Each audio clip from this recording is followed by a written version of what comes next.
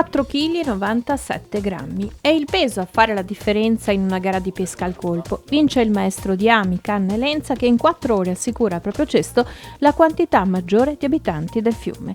E a Torre di Musto, lungo il canale Brian, cuore un tempo paludoso dove il mare veneziano si insinua sino ad abbracciare la terra, è stato allestito il campo di gara del 33esimo campionato mondiale di pesca al colpo. La Champions League di questa disciplina sportiva. 29 le squadre partecipanti provenienti per lo più dall'Europa, ma anche da Sudafrica e Ucraina. Ogni team è composto da 6 atleti, 5 titolari e una riserva. Una volta pescato il pesce, viene messo in un cesto con la stessa acqua del canale, in modo da permettergli di vivere e dopo essere stato pesato, viene rigettato nel suo habitat naturale. Queste gare sono obbligatoriamente tutte i campionati del mondo della FIPSD, sono tutti catch and release, quindi sono tutti con il pesce in vivo naturalmente, per cui ci sono delle nasse molto capienti in cui viene mantenuto il pesce in vivo durante il periodo della competizione, alla fine viene pesato e rimesso vivo naturalmente in acqua, libero da andarsene tranquillamente. Le squadre italiane sono tra le migliori a livello europeo. In questa specialità hanno vinto 15 campionati del mondo, anche se non è sempre festa. Solo nono il piazzamento in questa edizione degli azzurri, che ha visto sul podio invece Serbia, Slovenia e Ungheria. A parte l'Olanda, nei primi 8 piazzamenti si trovano solo nazioni dell'Est Europa.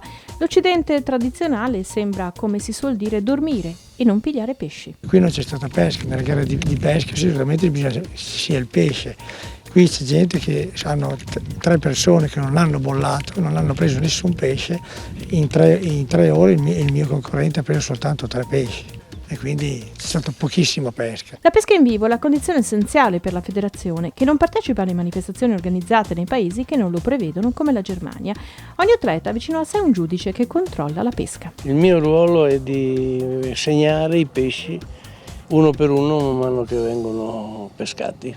La pesca è una passione non solo per chi fa gare, ma anche per chi le va a vedere e cerca di carpire i segreti. Tanta pazienza e basta. Solo pazienza e saper ascoltare gli altri. Tutti possono imparare a divertirsi, certo non si inizia con la versione al colpo, specialità che non è adatta nemmeno a tutte le tasche. Questa tipologia non è facilissima da fare per chi comincia perché è costosa.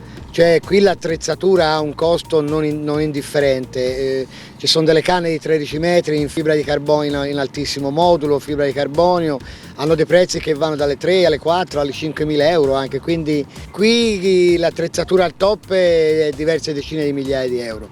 Quindi diciamo che insomma, c'è una necessità di avere degli sponsor, di avere delle situazioni perché è difficile.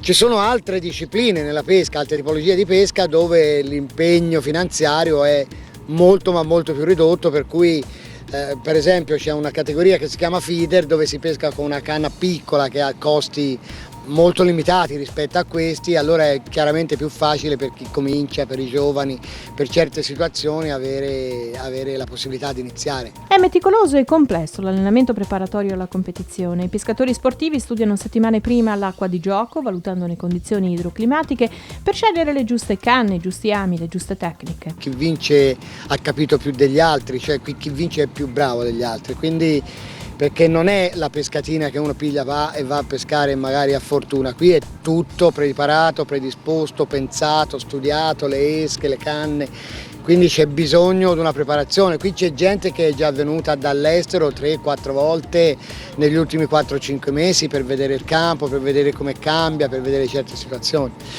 Mi lasci spendere 2 parole per l'organizzatore perché è stato fatto un lavoro su questo canale eccezionale, grazie alla regione, a un finanziamento della regione, grazie alla provincia, al comune, tutti. I campionati mondiali di pesca al colpo non si possono disputare in un canale qualsiasi, l'area di gara si estende per 2,5 km. Il Brian per l'occasione è stato appositamente consolidato, le sponde riallineate grazie all'intervento di Regione Veneto Consorzio di Bonifica.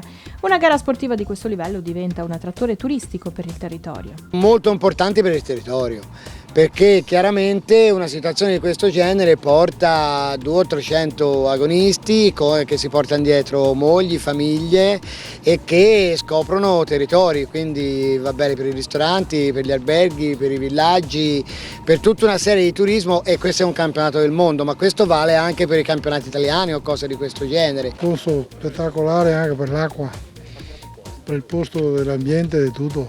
La prossima edizione sarà ospitata in Spagna. Passione e basta. Sì, non è altro. Solo per passione. Sicuramente ci sono i segreti per i bravi pescatori, purtroppo se non c'è il pesce è difficile metterli in pratica.